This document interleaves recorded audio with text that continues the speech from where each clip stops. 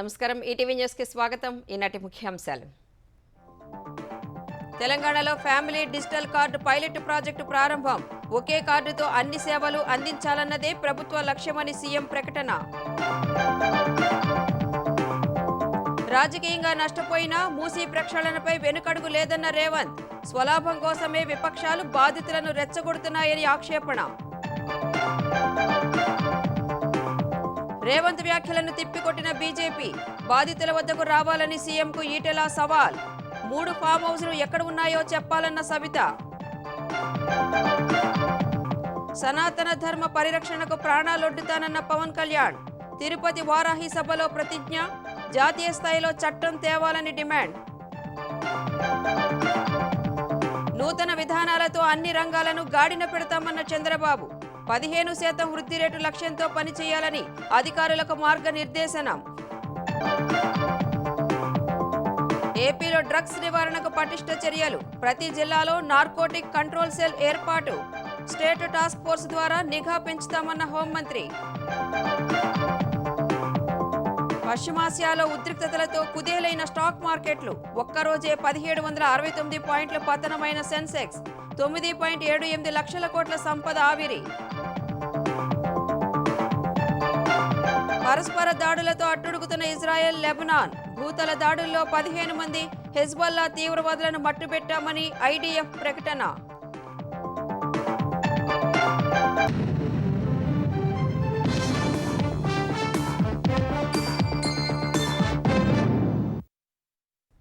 మూసీ ప్రక్షాళనపై ప్రతిపక్షాల తీరు ఏమాత్రం సరిగ్గా లేదని ముఖ్యమంత్రి రేవంత్ రెడ్డి ధ్వజమెత్తారు భావితరాల కోసం చేపట్టిన కార్యక్రమానికి సహకరించాల్సిన ప్రతిపక్షాలు అడుగడుగునా అడ్డుకుంటున్నాయని మండిపడ్డారు మూసీ బాధితులను ఆదుకునేందుకు నిర్మాణాత్మక సలహాలు ఇవ్వాలని చెప్పారు చిన్నపాటి వర్షానికే జలమయమవుతున్న నగరాన్ని కాపాడుకుందామని ఫ్యామిలీ డిజిటల్ కార్డు జారీ ప్రక్రియను ప్రారంభించిన తర్వాత పిలుపునిచ్చారు సికింద్రాబాద్ హాకీ గ్రౌండ్స్ లో నిర్వహించిన కార్యక్రమంలో ముఖ్యమంత్రి Revanth Reddy family digital card నమోదు ప్రక్రియను ప్రారంభించారు తెలంగాణలో అర్హులందరికీ సంక్షేమ పథకాలు అందుబాటులోకి తీసుకురావాలనే ఉద్దేశంతోనే ఫ్యామిలీ డిజిటల్ కార్డు ఇవ్వాలని నిర్ణయించినట్లు రేవంత్ రెడ్డి చెప్పారు రేషన్ కార్డు కోసం గత 10 ఏళ్ల నుంచి ప్రజలు ప్రభుత్వ కార్యాలయాల చుట్టూ చెప్పులరిగేలా తిరిగినా ఫలితం లేదని విమర్శించారు ఇప్పుడు 30 శాఖల వద్ద ఉన్న సమాచారాన్ని సేకరించి ఒకే ఫ్యామిలీ డిజిటల్ కార్డులో పొందుపరుస్తున్నట్టు చెప్పారు ఒకే రాష్ట్రం ఒకే కార్డు పేరిట పైలట్ ప్రాజెక్టు ప్రారంభిస్తున్నట్లు ప్రకటించిన సీఎం మూసీ ప్రక్షాళనపై ప్రతిపక్షాలు చేస్తున్న విమర్శలు ఆందోళనలపై మండిపడ్డారు ఇవాళ మూసీలో ఆ దోమలు ఆ కంపు ఆ కలుషితంలో బతికే కంటే ఒక మంచి డబుల్ బెడ్రూమ్ ఇల్లు ఇచ్చి వాళ్ళు బతకడానికి ఉండడానికి ఇచ్చి వాళ్ళకు పని కల్పించి వాళ్ళ పిల్లలు చదువుకోవడానికి ప్రభుత్వం ఏర్పాటు చేస్తే కేటీఆర్కి హరీష్కి వచ్చిన నొప్పేందే ఏంది మీ బాధ వాళ్ళు మంచిగా బతకొద్దా వాళ్ళు ఎప్పటికీ పేదోళ్ళలాగానే ఉండాలి మూసీళ్ళే ఉండాలి వాళ్ళ పేదరికం చూపించి వాళ్ళ దగ్గర ఓట్లు వేసుకొని మీరు ఎమ్మెల్యేలు ఎంపీలు కావాలనా అదేవిధంగా బఫర్ జోన్లు ఉన్నోళ్ళను మీలాంటి మోసగాళ్ళు వాళ్ళకి అమ్ముతే వాళ్ళకి ఏ నష్టపరిహారం ఇద్దామో చెప్పండి ప్రభుత్వం మొత్తం దివాలా తీయలే నువ్వు 7 లక్షల కోట్ల రూపాయలు అప్పు చేసినా ఈ ప్రభుత్వానికి చిత్తశుద్ధి ఉంది ప్రభుత్వం నిధులు తెద్దాం తెచ్చి వాళ్ళని ఆదుకుందాం అక్రమంగా కట్టిన ఫామ్ హౌస్ కూలుస్తారనే భయంతోనే బీఆర్ఎస్ నేతలు పేదలను అడ్డం పెట్టుకుని రాజకీయం చేస్తున్నారని సీఎం మండిపడ్డారు ఇల్లు ఇచ్చి ఇంటి ఖర్చులకు 25,000 ఇచ్చి మా అధికారులు అక్కడుండి వాళ్ళని ఇంటి దగ్గర దిగబెడుతుంటే అభినందించాల్సింది పోయి అన్యాయంగా మాట్లాడుతున్నారు డబుల్ బెడ్రూమ్ ఇల్లు కంటే ప్రత్యామ్నాయం ఏముందో చెప్పండి చేతనైతే రాండి అఖిలపక్ష సమావేశాన్ని పిలుస్తా మీరు రాండి ఏం చేయాలనో చెప్పండి మీ ఫామ్ హౌస్లను కాపాడుకోవడానికే కదా ఇవాళ వీళ్ళను ముసుగు తొడుక్కొని రక్షణ కవచంగా పెట్టుకొని పేదోళ్ళని పెట్టి కూలగొట్టద్దు అంటారు ఇవాళ ఇన్ని మాట్లాడుతున్న కేటీఆర్ జన్వాడలో నీకున్న ఫామ్ హౌస్ అక్రమ నిర్మాణం కాదా అది కూలగొట్టాలనా వద్దా నువ్వు చెప్పు హరీష్ రావు అజీజ్ నగర్లో నీకున్న ఫామ్ హౌస్ అక్రమమా కాదా దాన్ని కూలగొట్టాలనా వద్దా చెప్పు సబితమ్మ నీ 3 కొడుకుల పేర్ల మీద 3 ఫామ్ హౌస్లు కట్టినావు కదా కూలగొట్టాలనా లేదా సబితమ్మ నువ్వు సలహా చెప్పు నల్ల చెరువులో ప్లాట్లు వేసి అక్రమంగా అమ్మినోడు మీ పార్టీోడు కాదా ఇవాళ మూసీ నది ఒడ్డున మీరు ప్లాట్లు చేసి అమ్మి ఈ ధర్నాలకు దీక్షలకు తిరుగుతున్నారు మూసీ ప్రక్షాళనను తప్పుబడుతున్న బీజేపీ నేతలపై మండిపడ్డ రేవంత్ నగర ప్రజల సంక్షేమంపై చిత్తశుద్ధి ఉంటే కేంద్రం నుంచి నిధులు ఇప్పించాలని డిమాండ్ చేశారు గుజరాత్లో అహ్మదాబాద్లో సబర్మతి రివర్ ఫ్రంట్ నరేంద్ర మోడీ కట్టుకోవచ్చంట కానీ నరేంద్ర మోడీకి ఊడిగం చేస్తాడంటేనే కానీ మూసీ రివర్ ఫ్రంట్ మాత్రం తెలంగాణలో కట్టొద్దంట ఏం న్యాయమా ఇది రా ఈటల రాజేందర్ ఇద్దరం కలిసి పోయి 25,000 కోట్లు మూసీలు ఉన్న పేదోళ్ళకి పంచి పెడదాం, ఇల్లు కట్టిద్దాం, మంచి కాలనీలు కట్టిద్దాం. వాళ్ళకు 40 లక్షల కోట్ల బడ్జెట్ ఉంది కదా మోడీ దగ్గర. హైదరాబాద్ నగరానికి 25,000 కోట్లు ఇయ్యలేడా? ప్రభుత్వం పేదల కన్నీళ్లు చూడదలుచుకోలేదన్న సీఎం వారి అభ్యున్నతి కోసం ఎంత ఖర్చైనా చేస్తామన్నారు. సీఎం రేవంత్ రెడ్డి తనపై వ్యక్తిగత విమర్శలు చేసినప్పటికీ తాను మాత్రం ప్రజల తరపున ప్రశ్నించడం ఆపేది లేదని మాజీ మంత్రి సబితా ఇంద్రారెడ్డి స్పష్టం చేశారు. సీఎం చెబుతున్నట్టు తమ కుమారులకు 3 ఫామ్ హౌస్లు ఉంటే అవి ఎక్కడున్నాయో ప్రజలకు వివరించాలని డిమాండ్ చేశారు. ఆత్మాభిమానానికి మించిన ఆస్తి లేదని నమ్మే తాను సీఎం ముందు కానీ మరొకరి ముందు కానీ పేద ఏడుపులు ఏడ్చిన సందర్భం లేదన్నారు. రేవంత్ రెడ్డి ఆయన మాట తీరుని తెలంగాణ సమాజం గమనిస్తోందని చెప్పిన సబిత సీఎం వ్యాఖ్యలను ఆయన విజ్ఞతకే వదిలేస్తున్నట్లు పేర్కొన్నారు. సీఎం రేవంత్ రెడ్డి విమర్శలపై బీజేపీ ఎంపీ ఈటెల రాజేందర్ మండిపడ్డారు. మూసీ ప్రక్షాళనపై వెనక్కి తగ్గేది లేదంటున్న రేవంత్ భద్రత లేకుండా బాధితుల వద్దకు రావాలని ఈటెల సవాల్ విసిరారు. మూసీ బాధితుల్లో ఎవరైనా ప్రభుత్వం మంచి చేస్తుందని చెబితే తాను రాజకీయాల నుంచే తప్పుకుంటానని సవాల్ చేశారు. హరీష్ రావు రాసిస్తే తాను మాట్లాడుతున్నట్టు రేవంత్ చేసిన వ్యాఖ్యలను ఈటెల ఖండించారు. 9 నెలల గర్భిణీ స్త్రీ, ఆమెకు డెలివరీ డేట్ ఇవ్వాలో రేపో డ్యూ డేట్ ఉన్నాయని చెప్పి ఆమె ఏడుస్తూ ఉంటే నువ్వు కనికరించలేదు కదా. రేవంత్ రెడ్డి గారిని ఒక సవాల్ చేస్తున్నా, నీకు నిజంగా దమ్మున్నోడివైతే ధైర్యం ఉన్నోడివైతే మీరు నేను కలిసి ఇద్దరం వితౌట్ సెక్యూరిటీ మూసీ పరివాహక ప్రాంతంలో ఇవాళ ఏ ఇల్లు అయితే నువ్వు కొనగొట్టబోతున్నావు అవునా, సెక్యూరిటీ లేకుండా ఒకవేళ కనుక నిన్ను శభాష్ నీ రేవంత్ రెడ్డి గారు అంటే నేను రాజకీయాల నుంచి మొత్తం తప్పుకొని బహిరంగంగా క్షమాపణ చెప్పి ముప్పు నెలకు వస్తాను. CM Revanth Reddy real estate వ్యాపారిలా వ్యవహరిస్తున్నారని మాజీ మంత్రి హరీష్ రావు విమర్శించారు. ఇందిరమ్మ రాజ్యం అంటే పేదల ఇళ్లు కూల్చడం, భూములు లాక్కోవడమే అన్నట్లు ఉందన్నారు. సంగారెడ్డి జిల్లా న్యాల్కల్ మండలం డప్పూరులో ఫార్మాసిటీ ఏర్పాటుతో భూములు కోల్పోతున్న రైతులు ఆందోళనకు దిగారు. ఫార్మాసిటీ ఏర్పాటుకు భూసేకరణను నిలిపివేయాలని డిమాండ్ చేశారు. ఈ మేరకు రైతులతో సమావేశమైన హరీష్ వారి ఆందోళనకు మద్దతు తెలిపారు. రైతుల పొలాలను పరిశీలించి వారి సమస్యలు అడిగి తెలుసుకున్నారు. పేదల భూములు కొల్లగొట్టి కంపెనీలకు అమ్ముకుంటారా అని హరీష్ మండిపడ్డారు. నిన్ను నమ్మి ఓట్లేస్తే పట్టాలిచ్చుడు దేవుడు ఎరుగు ఉన్న భూమి గుంజుకుంటున్నాడు. మరి ఆడున్నాడు రాహుల్ గాంధీ. రేవంత్ రెడ్డికి బుద్ధి చెప్తావా చెప్పు గాని మా పేదోళ్ళ భూముల తెరువు రావద్దు అని చెప్పి రాహుల్ గాంధీ గారిని డిమాండ్ చేస్తా ఉన్నా. ఏదో ఎట్లా వ్యవసాయం రాక మా పిల్లలు ఫైనాన్స్ తెచ్చుకొని ట్రాక్టర్ కొట్టుకొని ట్రాక్టర్ నడిపించుకొని బతుకుతున్నాం సార్. రైతుల కష్టం అంటే తెలుస్తలేదా సీఎం గారికి? మా రైతులది ఎంత అన్నాలం బతుకు చేయకుండా మా రైతులకు రోడ్డు మీదకి తేకుండా మా అడవులకు రోడ్డు మీదకి తేకుండా నా రక్త దారం పోసి బాయి కొట్టుకున్న సారల్లా ఇప్పుడు భూమి పోతున్నదంటే నాకు నిద్ర రాకొచ్చింది. ఆ భూతల్లికి నేను ఎంతో కష్టపడ్డ సార్ నేను చెప్తున్నా. నాకు పానం కలకల కలకల అంటున్నది. దేశంలో సనాతన ధర్మ పరిరక్షణకు జాతీయ స్థాయిలో చట్టం, ప్రత్యేక వ్యవస్థను ఏర్పాటు చేయాలని ఏపీ ఉప ముఖ్యమంత్రి పవన్ కళ్యాణ్ డిమాండ్ చేశారు. ఈ సాయంత్రం తిరుపతిలో నిర్వహించిన వారాహి బహిరంగ సభలో మాట్లాడిన పవన్ సనాతన ధర్మాన్ని మట్టిలో కలిపేస్తామన్న వారితో గొడవ పెట్టుకునేందుకే తిరుపతికి వచ్చినట్లు తెలిపారు. 7 కొండలవాడికి అపచారం జరిగితే మాట్లాడకుండా ఎలా ఉంటామని ప్రశ్నించారు. సనాతన ధర్మ పరిరక్షణ కోసం ఏదైనా త్యాగం చేసేందుకు సిద్ధమన్నారు. హిందూ దేవుళ్లకు వ్యతిరేకంగా దాడులు జరుగుతున్నాయని, దీనికి కారణం హిందువుల్లో ఐక్యత లేకపోవడమేనని ఆవేదన వ్యక్తం చేశారు. హిందువులంతా ఏకం కావాల్సిన సమయం వచ్చిందన్నారు. రాముణ్ణి తిడితే నోరెత్తకూడదు, మనది లౌకికవాద దేశం అంటారన్న పవన్ ఇతర మతాల్లో వాళ్ళ దేవుడిని తిడితే వదిలేస్తారా అని ప్రశ్నించారు. సనాతన ధర్మానికి హాని తలపెట్టేవారు జాగ్రత్తగా ఉండాలని పవన్ హెచ్చరించారు. ఎవరైతే సనాతన ధర్మ విరోధులో, ఎవరైతే సనాతన ధర్మాన్ని మట్టిలో కలిపేస్తామన్నారో వాళ్ళతో గొడవ పెట్టుకోవడానికి వచ్చాను ఈ రోజున. I will make my stand clear to you today.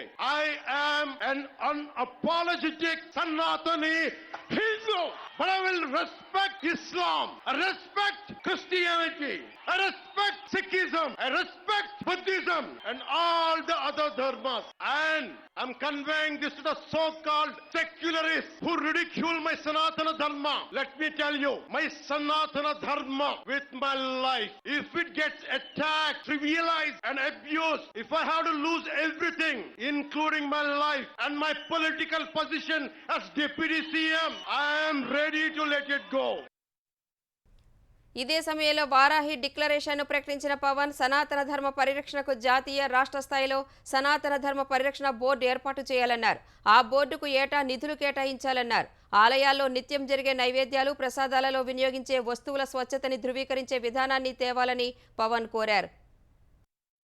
ఏ మతానికి భంగం వాటిల్లినా ఒకేలా స్పందించే విధంగా లౌకికవాదాన్ని పాటించాలి. సనాతన ధర్మ పరిరక్షణ కోసం అవిశ్వాసాలకు భంగం కలగజేసే చర్యలు అరికట్టడానికి దేశం మొత్తం అమలయ్యేలా ఒక బలమైన చట్టం అవసరం ఉంది. దానిని తక్షణమే తీసుకురావాలి. ఆ చట్టాన్ని అమలు చేసేలా జాతీయ రాష్ట్ర స్థాయిల్లో సనాతన ధర్మ పరిరక్షణ బోర్డు ఏర్పాటు కావాలి. ఆలయాలు కేవలం ఆధ్యాత్మిక కేంద్రాలుగే కాదు, విద్యా కేంద్రాలుగా, కళా కేంద్రాలుగా, ఆర్థిక కేంద్రాలుగా, పర్యావరణ పరిరక్షణ కేంద్రాలుగా, సంక్షేమ కేంద్రాలుగా కూడా పూర్తి స్థాయిలో రూపుదిద్దుకోవాలి. నూతన విధానాలతో అన్ని రంగాలను గాడిన పెట్టి మళ్లీ ఆర్థిక వృద్ధి సాధించాలని ముఖ్యమంత్రి చంద్రబాబు సూచించారు. 15% వృద్ధి రేటు లక్ష్యంతో పనిచేయాలని అధికారులకు తెలిపారు. వ్యవసాయం, అనుబంధ రంగాలు, పారిశ్రామిక, సేవల రంగాల్లో వృద్ధిపై చంద్రబాబు సమీక్షించారు. 10 ఏళ్ల పరిస్థితులను అధికారులు వివరించగా గత ప్రభుత్వ విధ్వంసకర విధానాలతో అన్ని రంగాలు తిరోగమనంలోకి వెళ్లాయని చంద్రబాబు అన్నారు. ఆర్థిక వ్యవస్థ కుదేలైందని గుర్తు చేశారు. ప్రజల జీవన ప్రమాణాల పెంపు, అదనపు భారం లేకుండా ప్రభుత్వ ఆదాయం పెంచే విధానాలను అమలు చేయాలని నిర్దేశించారు. వ్యవసాయ రంగంలో సమగ్ర యాంత్రీకరణతో సాగు ఖర్చులు తగ్గుతాయని చెప్పారు. 2014 తరువాత విభజన కష్టాలు ఉన్నా ఆనాటి నిర్ణయాలతో 13.7% వృద్ధి సాధించినట్టు గుర్తు చేశారు. వైసీపీ ప్రభుత్వ రివర్స్ విధానాలతో వృద్ధి రేటు 10.59% తగ్గిందన్నారు. 2019లో తెలంగాణ, ఆంధ్రప్రదేశ్ మధ్య 0.20% మాత్రమే జీఎస్డీపీ వ్యత్యాసం ఉంటే 2024 నాటికి 1.5% పెరిగిందని ఆందోళన వ్యక్తం చేశారు. ఈ పరిస్థితిని మార్చేందుకు చర్యలు చేపడుతున్నట్టు చెప్పిన చంద్రబాబు అధికారులు చిత్తశుద్ధితో కృషి చేయాలన్నారు. అబద్ధాలు చెప్పడంలో సీఎం చంద్రబాబును మించిన వారు ఎవరూ లేరని వైసీపీ అధ్యక్షుడు జగన్ విమర్శించారు. చంద్రబాబు 4 నెలల పాలనలో ఏపీలోని అన్ని వ్యవస్థలు దిగజారాయని ఆరోపించారు. తాడేపల్లి వైసీపీ కేంద్ర కార్యాలయంలో ఏలూరు జిల్లా పార్టీ నేతలతో సమావేశమైన జగన్ ఇచ్చిన హామీలకు కేటాయింపులు చేయాల్సి వస్తుందని సాధారణ బడ్జెట్ను ప్రవేశపెట్టలేదని ఆక్షేపించారు. వైసీపీ నేతలు ప్రజల తరపున పోరాడాలని, ఎవరు ఎక్కువ కేసులు ఎదుర్కొంటారో, ఎవరు ఎక్కువ నష్టపోతారో వారికే పదవులు ఇస్తామని చెప్పారు. ఈ 4 నెలల చంద్రబాబు నాయుడు గారి పాలన, ఆయన ఆడిన అబద్ధాలు, ఆ అబద్ధాల ద్వారా అది మోసం అని చెప్పి తెలిసిన పరిస్థితి, ప్రభుత్వం అన్ని రంగాల్లోనూ విఫలమవుతా ఉన్న పరిస్థితులు కూడా మన కళ్ళ ముందరే కనిపిస్తాయి. కరప్షన్, ఎప్పుడు చూడని కరప్షన్ ఈరోజు జరుగుతూ ఉంది. ఈ పెద్ద మనిషి చంద్రబాబు నాయుడు ఏం చేస్తూ ఉన్నాడు? రాష్ట్రానికి సంబంధించిన ఆదాయం తగ్గిస్తూ ఉన్నాడు. దానివల్ల లిక్కర్ వాల్యూమ్స్ పెంచుతూ ఉన్నాడు. లిక్కర్ వాల్యూమ్స్ పెరిగినందుకు డిస్టిలరీ వాళ్ళు చంద్రబాబు నాయుడుకు ముడుపులు ఇస్తాం. మరి ఇంత ఫాస్ట్గా ఎరోడ్ అవుతా ఉన్న ఈ ప్రభుత్వం మీద ప్రజల తరపున మనం పోరాటం చేసే కార్యక్రమంలో వెనకడుగు వేయొద్దండి అని మాత్రం చెప్తాం. పోరాటం చేసిన ప్రతి విషయంలో నష్టపోయిన ప్రతి ఒక్కరికి కూడా ఏరుకొని మరీ వాళ్ళందరికీ పదవులు ఇచ్చే కార్యక్రమం దగ్గరుండి నేను చేస్తానని చెప్తాను. తిరుమల లడ్డూ వివాదంపై సుప్రీంకోర్టులో విచారణ రేపటికి వాయిదా పడింది. ఈ కేసు ఇవాళ విచారణకు రావాల్సి ఉన్నప్పటికీ ధర్మాసనం మరో కేసులో బిజీగా ఉన్నందున రేపటికి వాయిదా పడింది. రేపు ఉదయం 10:30కు విచారణకు తీసుకోవాలని సొలిసిటర్ జనరల్ తుషార్ మెహతా ధర్మాసనాన్ని కోరారు. ఈ వివాదంపై సుప్రీంకోర్టు మాజీ న్యాయమూర్తి ఆధ్వర్యంలో ప్రత్యేక విచారణ జరిపించాలని కోరుతూ మాజీ ఎంపీ సుబ్రహ్మణ్యస్వామి, టీటీడీ బోర్డు మాజీ చైర్మన్ ఎంపీ వైవి సుబ్బారెడ్డి వేసిన వ్యాఖ్యలపై justice BR Gavai, justice KV విశ్వనాథన్లతో కూడిన ధర్మాసనం విచారణ చేపట్టింది. వైసీపీ పాలనలో తిరుమల లడ్డూ నెయ్యి కల్తీ ముమ్మాటికి నిజమేనని తెలుగుదేశం నేత పట్టాభిరామ్ అన్నారు. టీటీడీకి నెయ్యి సరఫరా చేసిన ఏఆర్ డైరీకి కనీస ఉత్పత్తి, నిల్వ, సరఫరా సామర్థ్యం లేవని పట్టాభి ఆధారాలతో వెల్లడించారు. ఈ విషయాన్ని టీటీడీ టెక్నికల్ కమిటీనే తేల్చిందన్నారు. అయినప్పటికీ ఆ సంస్థకు నెయ్యి సరఫరా టెండర్ ఎలా కట్టబెట్టారని ప్రశ్నించారు. ఏఆర్ డైరీ ఉన్న దుండిగల్ నుంచి తిరుమల రావడానికి ట్యాంకర్కు 8 రోజుల సమయం పట్టిందని, ఆ మధ్యలో బయట నుంచి కల్తీ నెయ్యిని మోసుకొచ్చారని వివరించారు. దీని యొక్క విలువ 31,98,00,000. నెలకి 16 టన్నుల టోటల్ ప్రొడక్షన్ సామర్థ్యం కలిగిన సంస్థకి వీళ్ళు ఏం కాంట్రాక్ట్ ఇచ్చారండి? 1000 టన్నులు. ఇవాళ టీటీడీకి సరఫరా అయ్యేటువంటి ఒక్కొక్క లారీ 16 టన్నుల లారీ వస్తుంది. 6 టన్నుల స్టోరేజ్ కెపాసిటీ ట్యాంక్ తో మీరు 16 టన్నుల లారీ అసలు ఎలా ఫిల్ చేస్తారు సార్? జూన్ 4, 2024 మొదటి ట్యాంకర్ బయలుదేరింది. బిల్ అయి తిరుమల కొండపైకి ఎప్పుడు చేరుకుంది? 12/6/2020 స్టాంపు, ఇన్ గేట్ దగ్గర స్టాంపు. దిండిగల్ నుంచి తిరుమలకి ఎంత దూరం? 500 కిలోమీటర్లు. 8 రోజులు పట్టిందంట. ఇది సెకండ్ ట్యాంకర్ కి 9 రోజులు. ఎందుకు 9 రోజులు, 10 రోజులు, వారం రోజులు దేనికి తీసుకుంటా ఉంది? మీరు దాన్ని కల్తీ చేయటానికి కాకపోతే ఆ బండిని ఎక్కడెక్కడ తిప్పారు? ఏమండి జగన్ రెడ్డి గారు, సత్యమేవ జయతే అని ట్వీట్లు పెడుతున్నారు కదా, ఈ డాక్యుమెంట్ పెట్టండి. ఆంధ్రప్రదేశ్ను డ్రగ్స్ రహితంగా చేయడమే తమ ప్రభుత్వ లక్ష్యమని హోంమంత్రి వంగల్పూడి అనిత స్పష్టం చేశారు. ఇందుకు ప్రతి జిల్లాలో నార్కోటిక్ కంట్రోల్ సెల్ ఏర్పాటు చేస్తామన్నారు. డ్రగ్స్ కేసులను సమర్థంగా ఛేదించేందుకు పోలీస్ వ్యవస్థను మరింత పటిష్టం చేస్తామని చెప్పారు. స్టేట్ టాస్క్ ఫోర్స్ విభాగం ద్వారా నిఘా వ్యవస్థను పెంచుతామని, డ్రోన్లు, శాటిలైట్లు, GPS tracking, blockchain technology, AI ఆధారిత సీసీటీవీలతో డ్రగ్స్ను నివారిస్తామని తెలిపారు. వ్యూహాత్మక చెక్పోస్టులు, హాట్స్పాట్లు, ప్రత్యేక ఎన్డీపీఎస్ బీట్ల ద్వారా గంజాయి స్మగ్లింగ్ అరికడతామన్నారు. గంజాయి ఆచూకీ చెప్పి పట్టించిన వారికి రివార్డులు ఇచ్చేలా టోల్ ఫ్రీ నెంబర్ ఏర్పాటు చేస్తామన్నారు. సైబర్ ఇంటెలిజెన్స్ ద్వారా డ్రగ్ నెట్వర్క్లను ప్రక్షాళన చేస్తామని వివరించారు. చంద్రబాబు ఇంటిపై దాడి కేసులో మరో 6 నిందితులను పోలీసులు అరెస్టు చేశారు. రాము, అనిల్ కుమార్, చిన్ని, సుబ్బారావు, మధుబాబు, మాధవరావును అరెస్టు చేసిన పోలీసులు వారిని మాజీ మంత్రి జోగి రమేష్ అనుచరులుగా గుర్తించారు. ఇప్పటి వరకు దాడిలో పాల్గొన్న 30 మందిని గుర్తించి అందరికీ నోటీసులు జారీ చేసినట్టు పోలీసులు తెలిపారు. మరోవైపు ఈ కేసులో మాజీ ఎంపీ నందిగం సురేష్ మరో 14 రోజులు రిమాండ్ పొడిగిస్తూ మంగళగిరి కోర్టు ఉత్తర్వులు ఇచ్చింది. గత 10 ఏళ్లలో తెలంగాణలో క్రీడలను నిర్లక్ష్యం చేయడం వల్ల యువత మత్తు పదార్థాలకు బానిసలయ్యారని సీఎం రేవంత్ రెడ్డి ఆందోళన వ్యక్తం చేశారు. హైదరాబాద్ను క్రీడల హబ్ చేసేలా కృషి చేస్తున్నామని చెప్పారు. హైదరాబాద్ ఎల్బీ స్టేడియంలో చీఫ్ మినిస్టర్ కప్ని సీఎం లాంఛనంగా ప్రారంభించారు. తర్వాత మస్కట్, లోగో, పోస్టర్లు విడుదల చేశారు. చదివే కాదు, క్రీడల్లో రాణించినా మంచి భవిష్యత్తు ఉంటుందన్న ఆయన వ్యసనాల జోలికి వెళ్లకుండా యువత అడుగులు వేయాలని ఆకాంక్షించారు. ప్రపంచంలోనే క్రీడలకు ఒక వేదిక అంటే హైదరాబాద్ నగరం అని తీర్చిదిద్దాలన్న ఆలోచనతోటి ఈ రోజు ఈ సీఎం కప్ ప్రారంభోత్సవమే కాదు, try national football cup champion ని కూడా హైదరాబాద్ నగరంలో ఎల్బీ స్టేడియంలో నిర్వహించడం జరిగింది. మట్టిలో మాణిక్యాలను వెలికి తీయాలి, గ్రామాలలో ఉన్న క్రీడాకారులకు పదును పెట్టాలి, ఆ క్రీడాకారులు రాణించి ఖచ్చితంగా అంతర్జాతీయ స్థాయిలో వాళ్ళు గోల్డ్ మెడల్స్ తీసుకురావాలనేదే మన ఆలోచన. యంగ్ ఇండియా స్పోర్ట్స్ యూనివర్సిటీ తో పాటు యంగ్ ఇండియా అకాడమీని మొదలుపెట్టి క్రీడాకారులకు అందరికి కూడా శిక్షణ ఇవ్వడానికి తెలంగాణ రాష్ట్రాన్ని ఒక వేదికగా మార్చాలి అని చెప్పి రాష్ట్ర ప్రభుత్వం నిర్ణయం తీసుకున్నది. తెలంగాణ వ్యాప్తంగా ధాన్యం సేకరణకు 7,000 ఐకేపీ సెంటర్లు ఏర్పాటు చేయాలని సీఎం రేవంత్ రెడ్డి ఆదేశించారు. సన్నవడ్ల కొనుగోలుకు ప్రత్యేక ఏర్పాట్లు చేయాలన్నారు. ఈ మేరకు మంత్రి ఉత్తమ్ కుమార్ రెడ్డి, సీఎస్ శాంతికుమారితో కలిసి సీఎం జిల్లాల కలెక్టర్లతో వీడియో కాన్ఫరెన్స్ నిర్వహించారు. ఐకేపీ కేంద్రాల్లో ధాన్యం తడవకుండా జాగ్రత్తలు తీసుకోవాలన్న సీఎం కొనుగోళ్లపై కాల్ సెంటర్ ఏర్పాటు చేయాలని ఆదేశాలు జారీ చేశారు. సరిహద్దు రాష్ట్రాల నుంచి ధాన్యం రాకుండా చూడాలన్నారు. తాలు, తరుగు, తేమ పేరుతో రైతులను ఇబ్బంది పెట్టొద్దన్న రేవంత్ రెడ్డి రైతులను మోసం చేసే వారిపై క్రిమినల్ కేసులు పెట్టాలని ఆదేశించారు.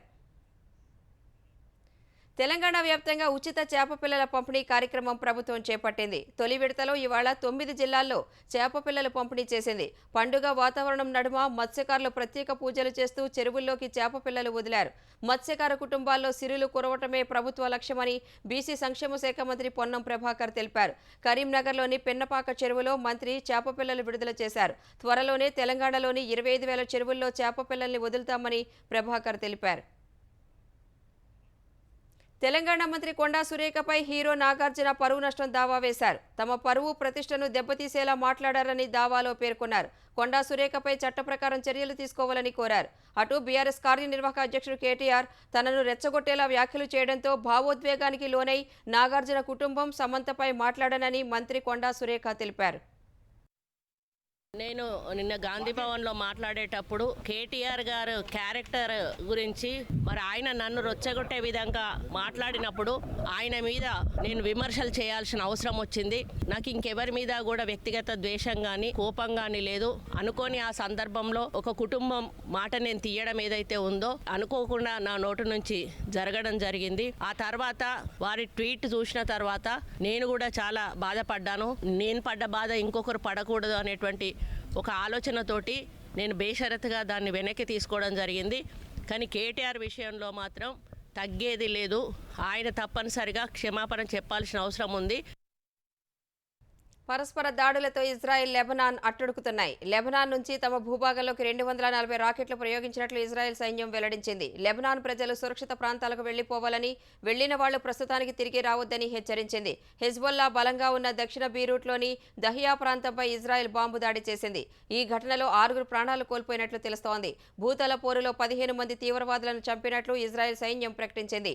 మరోవైపు ఇరాన్, ఇజ్రాయెల్ మధ్య యుద్ధంలో తమ పౌరుడు సైతం మృతి చెందినట్లు అమెరికా తెలిపింది.